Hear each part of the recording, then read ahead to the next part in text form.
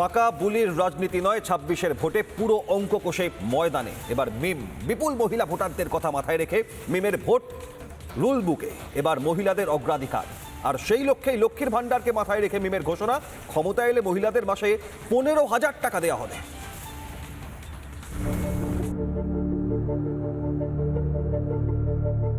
বঙ্গে বাড়ছে মিম, কমছে তৃণমূল। ঘাসফুল ছেড়ে অনেকেই হায়দ্রাবাদের ঘোরের দিকে ঝুঁকছেন। মুসলিম সমাজের মহিলাদের একাংশও মিমের পতাকা তলে গিয়েছেন।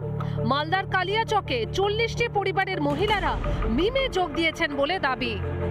আমরা আজকে মিম দলে যোগদান করলাম। এতদিন আমরা তৃণমূল কংগ্রেসে ভোট দিচ্ছিলাম।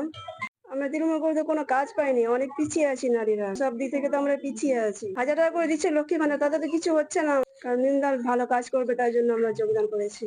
এতদিন আমরা ১৪ বছর ধরে তৃণমূল কংগ্রেসকে আমরা ভোট দিয়ে আসছি, কিন্তু আমরা কোনো ভালো কাজ দেখতে পাচ্ছি না। তৃণমূল কংগ্রেস থেকে আমরা মায়েরা বোনেরা যে লক্ষ্মী ভাণ্ডারের টাকাটা পাচ্ছি ১০০০ টাকা, এই ১০০০ টাকাতে আমাদের কিন্তু সংসার চলবে না। ১০০০ টাকায় কি হবে বলেন?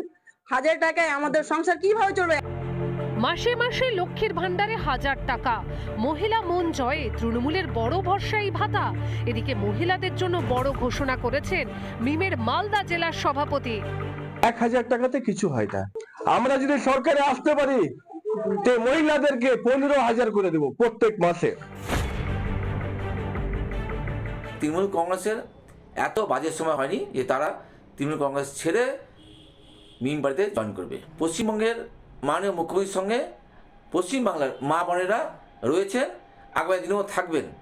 তাই মিম পার্টির এইসব প্রচার মূল্যহীন। পশ্চিমবঙ্গের সংখ্যালঘু সম্প্রদায়ের, মুসলিম সম্প্রদায়ের মানুষরা তারা আজকে দিদির রাজত্বে তারা হতাশায়, তারা তার কাছ থেকে মুখ ফিরাচ্ছে। এটাই ২৬ নির্বাচনে দিদির মাথা খারাপের কারণ হয়ে দাঁড়িয়েছে। বিহারের পর মিমের টার্গেট বাংলা। এ রাজ্যের সংখ্যালঘু প্রধান এলাকায় চলছে মিমের প্রচার। মালদার পাশাপাশি মুর্শিদাবাদেও শক্তি বাড়াচ্ছে মিম। শামশেরগঞ্জ, সুতি, রঘুনাথগঞ্জ, জলঙ্গি, লালগোলা, ভগবানগোলা, কান্দি, হরিহরপাড়া সহ বিভিন্ন এলাকায় চলছে যোগদান সভা। এবার কি তৃণমূলের মুসলিম ভোট ব্যাংকে থাবা বসাবে মিম? রিপাবলিক বাংলা।